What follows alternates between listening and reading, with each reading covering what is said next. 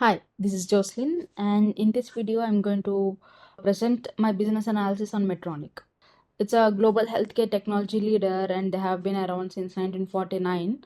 They have four operational departments, including cardiovascular, medical surgery, neuroscience, and diabetes. And they are pushing into AI-driven healthcare and robotic-assisted surgery as well. So, in this presentation, I'll show you how Medtronic can stay ahead of competitors by becoming more than just a device maker, by transforming into a digital health ecosystem by using multiple frameworks for personal analysis. So evaluates the external drivers that are affecting healthcare industries. Actually, it's affected by government policies and regulations, to economic shifts like healthcare spending, currency fluctuations, to social trends such as aging populations and rising chronic illness as well. So, from this, the major benefits are like AI, robotics, and digital health platforms. These are the technological drivers that gives competitive advantage. From here, we can move on to the micro analysis that I have chosen here is TOS matrix. From this, we can move on to the internal drivers like its strengths, its weakness, how we can make them into its opportunities, and we can evaluate the threats as well. So here we can check that the Medtronic strength is R&D, and it's a perfect match for growing opportunity in digital health. But they're still too reliant on developed markets like the US and Europe as well. The strategy here is to expand into emerging markets where the demand is growing fast. And the next, I'll be using POTUS 5 forces, and from this we can evaluate the competition that the Medtronic faces. The intense rivalry they are facing now is from Abbott, Boston Scientific, and Johnson and Johnson. And if we evaluate the threat of the new entrants, it's low because it takes billions and strict regulations for them to get approval to enter into this major industry space. But it's easy for them to bring up the digital health startups and break into new market with software based solutions. On the other hand, the hospitals, insurers, the buyers basically hold a lot of bargaining power, pushing for lower costs and better outcomes. But the takeaway is that Medtronic needs to differentiate itself not just with the devices, but with platforms and services. The next I'll be doing stakeholder mapping on Medtronic using the Mandalus matrix.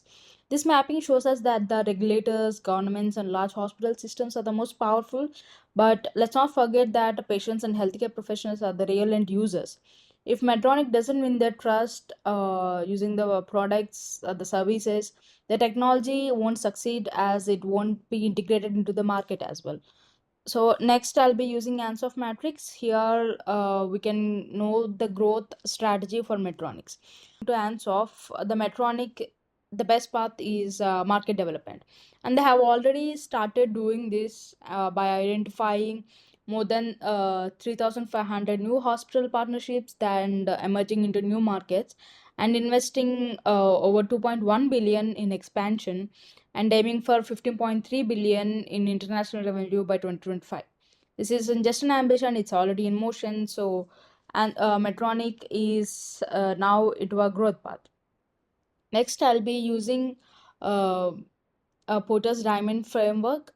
In it helps why the Medtronic is competitive by evaluating different factors. By applying that, they have got the factor conditions that are skilled talent professionals. They have got demand conditions like customers in advanced healthcare markets that constantly push them to improve by demanding them for customized service plans as well.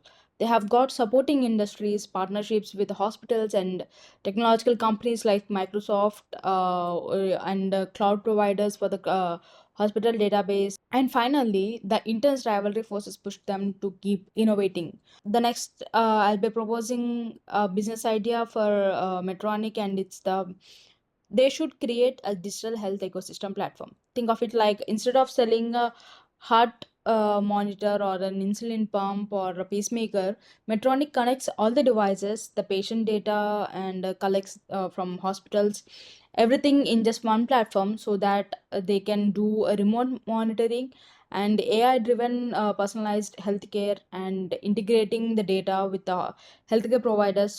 And from the references that the unified digital health ecosystem are the future of the healthcare, and the Medtronics, this way the company won't just stay as a device maker company anymore, but it also becomes a healthcare partner as well.